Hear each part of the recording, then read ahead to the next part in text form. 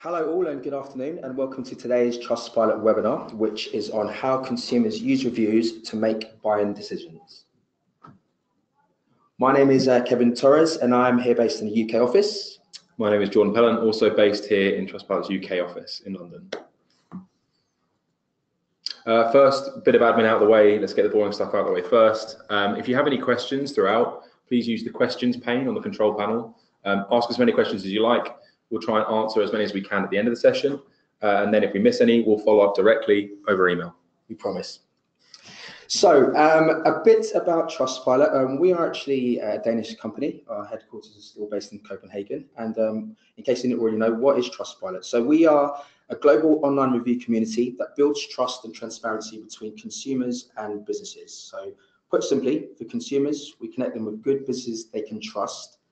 And for businesses, we provide a platform to empower them to directly engage with their customers. So as we move things forward 10 years, we've really made some serious progress. So we now have more than 40 million active reviews, growing at 1 million a month and 72 million visitors a year. So that's some huge numbers. And we really base that around our 3 key pillars of business, which is establishing trusted brands, accelerating marketing, and enriching customer experience. So what we hope you'll learn from today, first of all, how consumers use reviews, and a bit more about consumers' shopping habits and the importance of reviews to them. And finally, we'll give you some valuable takeaways. Okay, first things first, let's look at how consumers actually use reviews. So I'm going to talk you through just a simple process of buying something online. You'll have all done this yourself. If you think back to any online purchase, you'll go through these steps. So first things first, need recognition. So I need a new sofa. My current one's got stains all over it, burn marks, whatever it happens to be. I need to freshen it up, right? So then I think about what could fit well in my front room. Would it be leather? Would it be something frilly? Would it be white? Would it be red? Once you've decided on the product specification, you then evaluate your options. Where could I potentially pick this product up from? Could it be one of 3 or 4 different websites? Now, at the point of purchase decision, which is the next step, as a consumer, you are determining what is most important to you in making your final decision. So if I was to put myself in a scenario, are you looking at the price? What's your budget? The quality of the product? How long you want it to last? Or how quickly you need it delivered? I, for one, look for all of this relevant information from reviews to decide which company to ultimately buy from. Finally, the final stage is the post-purchase stage. So do you decide that you wish to share your own experience with friends and or other consumers? And of course, if you wish to buy from the same company again and again. Yeah, and I think it's really important to look at the impact that reviews actually have on that customer buying journey. So if you look through from the point where they've identified the need for a product, they've gone through the options, etc. Let's look at how reviews actually impact that. So on average, 92% of consumers say buying decisions are influenced by online reviews. So, I mean, that in itself is a huge statistic. Nearly all of your buyers will have a look at reviews in some way during that process. Around 72% of consumers will take action after reading a positive review. Again, the need to forecast and show your community reviews is so important as part of this purchase cycle to get people through and choose your company over other companies that may compete for the same product set. And around 88% of consumers trust reviews as much as personal recommendations. Now, this is massive. Obviously, 20, 30 years ago, Trustpilot didn't exist, God forbid. But we had word of mouth back then, right? You'd be down the pub and someone would recommend a sofa supplier to you who they bought from last month. As you'll know this, Kev, like people just, people say, oh yeah, I had a good experience with these guys. The delivery was great. The customer service was fantastic. All we're doing is bringing that to the kind of the internet platform and opening up that word of mouth to thousands of potential buyers. It's become a virtual word of mouth. Yeah, exactly that, exactly.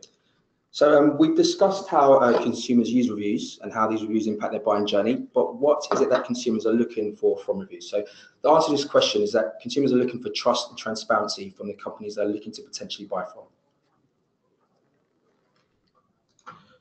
So from a recent Trustpilot survey, our respondents gave us the following information. For a significant 60% of respondents said that it was very important to them that online reviews were authentic. And the majority of the respondents also believed that the reviews they found online were to also be authentic. So now if you think about the trust in online reviews, let's look at the different sources that reviews can come from and people's general trust in those. So around 60% of consumers who think reviews are authentic said they were somewhat or very likely to write their own organic review. So if people have trust in your review system, they're more inclined to, at that point of purchase or at the point of inquiry, leave a review based on that experience. Now, on the other two sides, you can see kind of 81% of people that said they trust third-party reviews as much or more than either reviews posted directly on the company's website or posted through social media. And I guess this, for me, would scream out that people trust more, a mutual third-party source like Trustpilot over someone who could potentially just write up any testimonial or any social post online. Yeah, we touched upon this before, Jordan. So we were discussing the value of testimonial pages previously and now, and we would never devalue testimonial pages, but I think more so now the importance of third-party reviews alongside them is really important. Absolutely, just reinforces the trust in that, and those testimonials kind of have a lot more depth to them after that, after you've got kind of a third-party source like Trustpilot backing those up. So having covered why consumers use reviews and the importance of reviews to them, let's now go into a bit more detail into why you should implement them. So again, looking at our recent survey, approximately 90% of respondents from our survey said that not only were reviews very influential when deciding which product to purchase, but they also were just as important in helping to decide which company to actually buy from. I think it's really important to actually look slightly deeper into this. A review, whether it be positive or negative, has impact on any viewer. So actually, we did a bit of analysis into what's important from a review. So obviously, first and foremost, you've got the rating, whether it be 5 stars, a percentage, whatever that happens to be. That's the thing that around 50% of consumers will look for at first point. Now, secondly to that, it's really important to look at what else they look at. So equal measure, recency and quantity. Now, recency, if they've got a review from September 2004, it's not exactly going to sway your decision to buy something here in 2018. So you want to have recent reviews from your community. So it looks like an active community. And around 20% quantity. So, if you go onto a store's review page and they've got 100% score or five stars, but they've only got 3 or 4 reviews, it doesn't have the same impact. I don't know if you experienced that, Kevin, online. I completely agree. Yes, you're looking for a variation of everything, really, just to really drive home that value. You want to fill yourself with more confidence of who you're buying from, and that's from all of the above rather than just the one. Correct. Agreed. So, what type of content do you seek out in reviews? This is what we asked our survey, and a few of the main ones were product quality and customer service and support were leading the way with 88%, 82%. Not far behind that was 79% for responses from the company. And not far behind that was speed of delivery at 68%. Now, the key takeaway from this side of stats is that consumers are looking for a variety of topics to help in the decision-making process, as we've already mentioned. So which topic is of most importance might also change from one transaction to another. Jordan and myself were just talking about that, an example of that. Now, tomorrow's Valentine's Day. If you've forgotten, have any of you forgotten out there? Now, the most important thing you're looking at reviews is the speed of delivery as opposed to maybe the quality of the product. Yeah, exactly.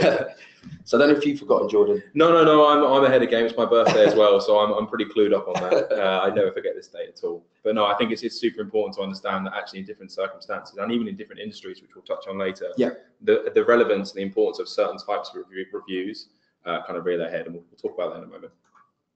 Now, I guess another important thing to focus on, we've spoken about the impact that reviews have and how much people trust them online, but where is that audience actually reading reviews? At what stage are they reading it and what impact does that have?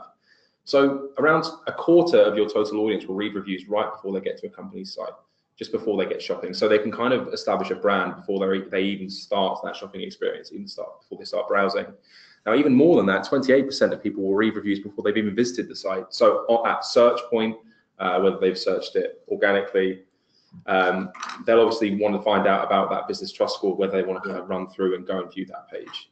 So as you can see from the first two, the instant impact of a review is more than a quarter of the audience that will come visit your site. So pretty huge. And nearly half will read reviews whilst on the company's site while they're browsing before adding items to the basket. And I think that's maybe has the highest impact.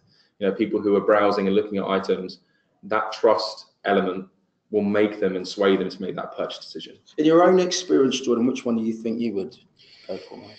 Well, I think it's a combination of all three, actually. I think if I'm searching for a particular type of company or a particular product, at search, I'll look for relevance, I'll look for trust. And then as I'm going through that whole process that we spoke about back at the beginning, I'm always looking for constant reminders that it's an active community of people and everyone's having a good experience. I have to agree with you as well, exactly the same as that. So, I mean, following on from that, the key takeaway for me from this, and what we believe to be the case is, really first impressions do count. So 88% of consumers form an opinion by reading up to 10 reviews. So this goes back to the point of the different areas where people might look for reviews. They want to be filled with confidence to buy from you. So also 2/3 of consumers say reviews make them trust the business more. So in summary, you need to make sure every review counts. I wanted to really quickly highlight some of the areas of implementation of trust throughout that purchase cycle we spoke about and the impact that has on conversion.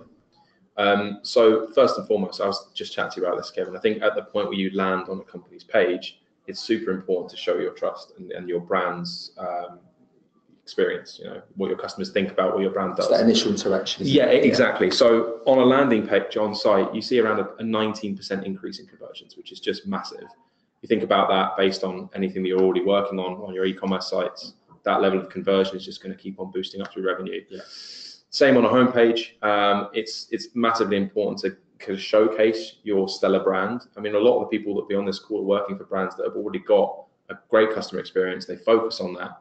Now it's just about forecasting that and showing people the great work they're doing. And that sees about a 5% increase in conversion.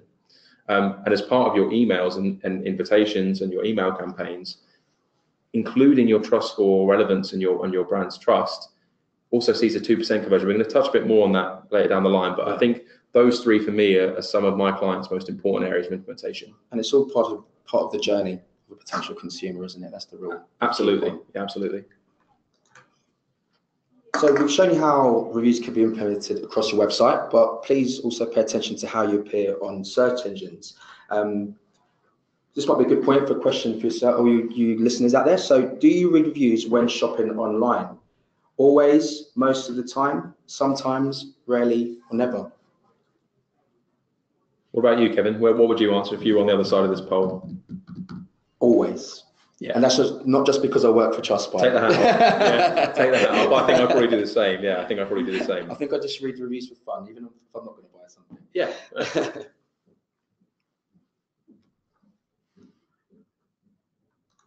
So, from a previous survey that we did, approximately 70% of respondents.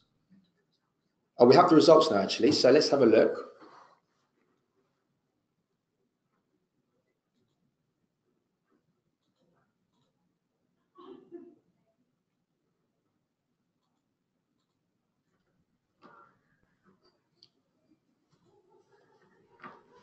Sorry, just bear with us. So we've got the big noticeable figure here is that up to approximately 80% always or most of the time look at reviews. Yeah, I mean, so that's exactly what I would expect. It's become that e-commerce and consumer experiences with reviews has just become part of everyday nature now. You see reviews being forecast on TV adverts, on radio, on printed. It's just become part of that cycle we spoke about right back at the beginning. Yeah, exactly. And I think that really reaffirms what we had already surveyed before, which gave approximately 70% number, giving us the same stat. So, it's also key, the following stat here, you can see that they also look in different places for these reviews. So predominantly the main source is initially Google, but third-party review sites, such as Trustpilot, of course, are of importance. Yeah, I think it's really important to touch back on the point you just made around the search engine. A lot of people, we've spoken about the journey, people going through identifying a need for a product. Where are they really going to be going to find out about a business or a product? They're probably going to go to Google. So when your e-commerce business appears in Google, do your reviews appear? Can customers easily see your rating? Can people very quickly understand? Do you stand out from others? Yeah, exactly, right. And every company out there is trying to build a brand that is reputable. But really, are you using reviews to forecast that on your organic search? So I thought it'd be quite interesting to bring up an example of Surewise. Now, Surewise here utilize Trustpilot and integrate their Trustpilot score to a multitude of different search results here. So first and foremost, you can see their Google seller rating or their stars in their paid advertisements at the top, in their organic searches as they're going down the list there, and on the Trustpilot page. Now, the majority of this screen just screams their stellar reputation and their brand focus, right? Trust. Yeah, exactly. Don't want to overuse the word, but when you come to look for a site like this and you see all of these star ratings across most of their search terms, you can immediately build up focus on brand. So I think, having the ability to utilize trust from a third-party source and have that affect both your paid and organic search is just such a huge plus. So I hope we've driven home our message, proving the importance of value reviews. So how can you start collecting?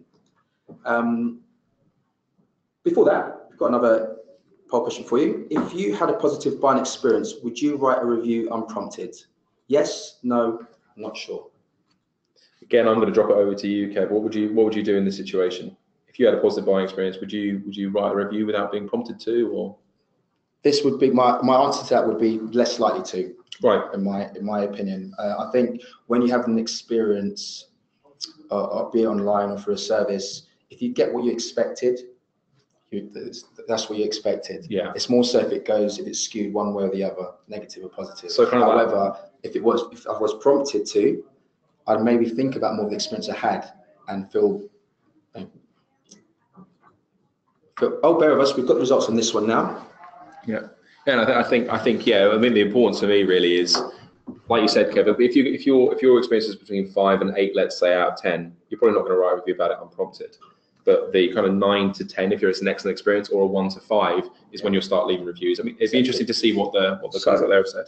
So I think most agree with us. So approximately 55% actually wouldn't leave a review. Right. So it sort of sums up what we've said actually and proves that point. So no, absolutely. I think we're obviously we're very average consumers, right? I think we think in a very similar way to pretty much everyone out there. And I think it's important to note that unprompted, it's unlikely that you will leave a review. But if you leave at the point of purchase, a very simple way to leave reviews based on their experience, and they're more likely to do that. Definitely. From my experience anyway. Definitely. And then just to reaffirm that, on the next slide here, approximately 70% of respondents are likely to write a review if invited, as opposed to 50% if they're not invited.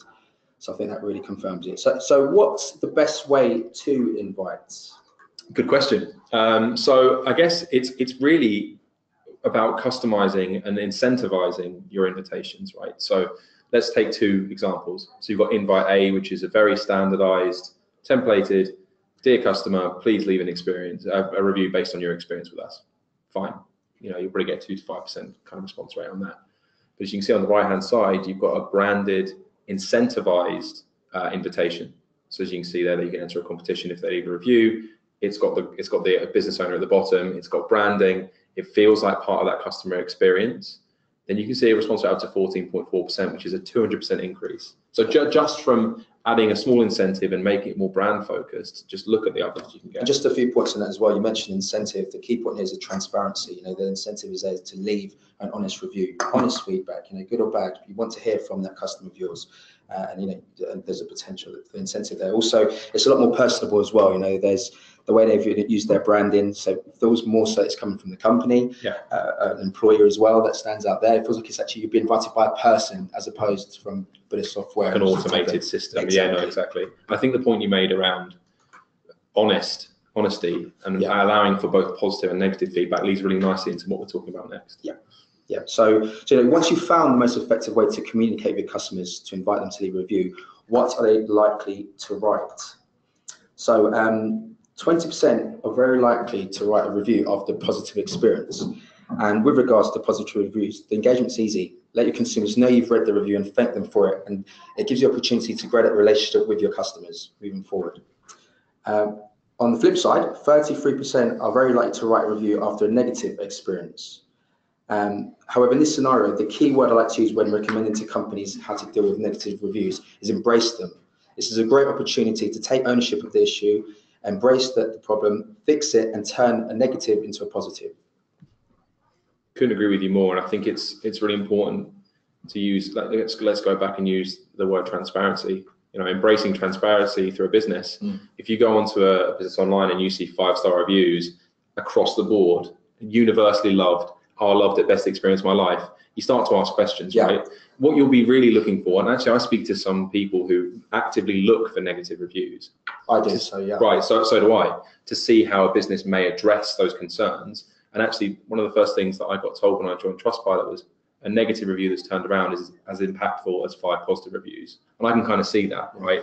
If you can see that there's a business that are actively talking to their community and responding then you're more likely to want to work with them, even if they have had a bad experience. Sure, and when I just said I look for the bad reviews, I'm not looking for the bad reviews to prove a point that they're bad companies. I just want to feel rest assured that they do fix problems and they do embrace these issues. Absolutely, and I think what I wanted to talk about a bit is how you manage that negative customer feedback. It's a question we get. I mean, I get it every day. I'm sure you do as well. So first things first, always apologize if they're unhappy. This seems like a given, but it's sometimes something that companies kind of glaze over. Always apologize up front and address those concerns directly. So they'll usually, in a poor experience review, they will leave you very specific feedback. So answer that feedback, take that and learn from it, obviously. Give the customer a forum to follow up, give them a phone number, give them an email address, give them the capability to follow up with you directly. And if the situation warrants, also reach out privately on those channels. Not everything has to be discussed in any public forum. It doesn't have to all be public, and some things are better discussed private. And the tip from us here and some of our clients is ask the reviewer to update their review if that problem's been resolved.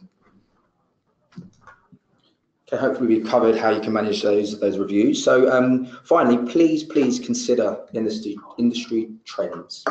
So here are a few of the more recent trends that we've noticed. The verticals that appear to be where reviews are most considered to be important. So from automotive to travel to finance. These are considered to be the most important at this moment in time. However, these trends could change, and your industry, it may not be within this. It could become more relevant when considering reviews. And Jordan's got a great example here, which really proves that. Yeah, no, exactly. I think you can always look at the top 6 industries, but there is always going to be a necessity outside of that top spectrum. So I wanted to give you an example of a company that actually focuses on home security. So this is a company called Vivint, and they saw reviews and customer experience becoming such an important selling point for them as a business. So they started to update their homepage. They put a widget at the top of the page rather than the bottom. Started to use their trust score on both physical and electronic advertisements and banners. And actually the impact from that was sensational. So they saw changes of 12% conversion rate increase. So taking that conversion step we spoke about earlier through that buying journey, they've actually seen the tangible impact of that. And moreover, a 13% revenue increase. So we're now not just talking about customer experience. We're not talking about negative or positive reviews. We're talking about a business earning 13% more revenue just by utilizing their brand reputation. It's massive. Okay, so thank you very much for listening and watching, and we'd love to answer your questions.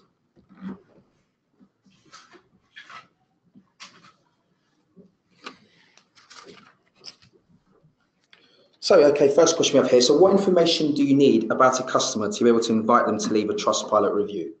It's a great question. Yep. I think maybe you'll be best placed to do this one. It's very easy. Yeah, sure.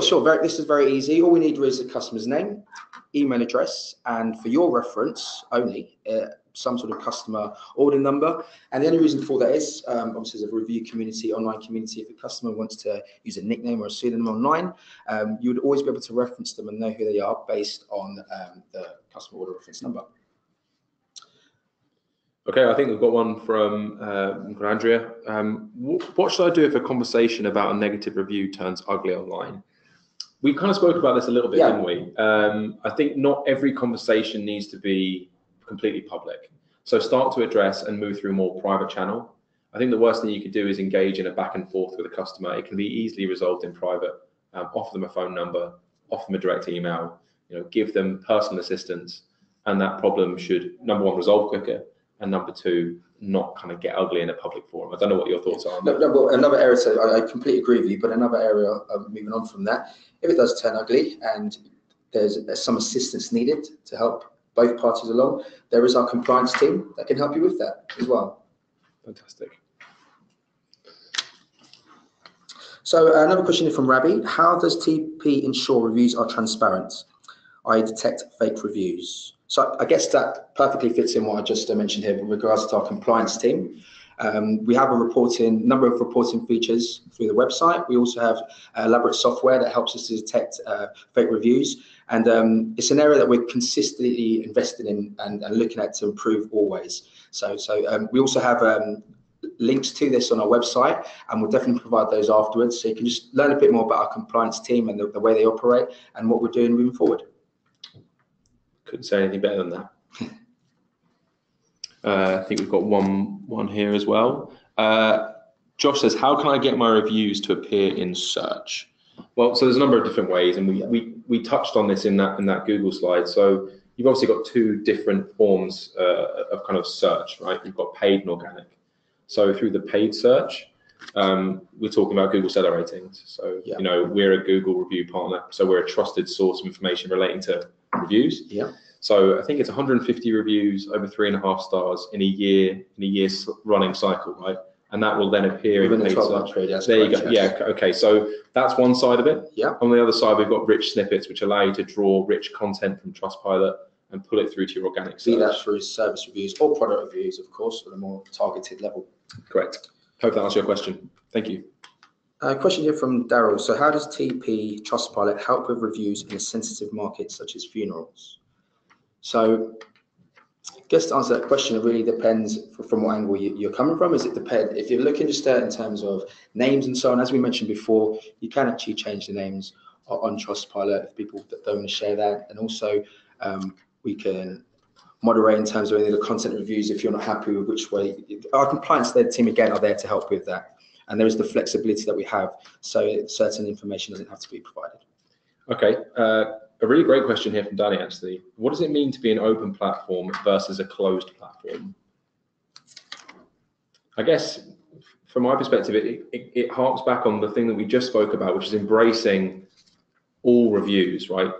An open platform allows for your community at large to voice their actual opinion. That is the key word I think Jordan used there. We are a review community. You know, we're essentially an online community where people can share their thoughts and ideas, and that's the real difference as opposed to a closed platform where there isn't that freedom and ability. Essentially, there isn't that transparency because it's not open to everyone to be able to leave a review. Which I think we've proved through all the things we've spoken about. It's just so important having that level of transparency, and we're just two average consumers taking our Trustpilot hats off. If we're both looking for negative reviews, you won't find that within a closed platform. Correct. You're pretty much not likely to find that. You want the honesty. You want the honesty there.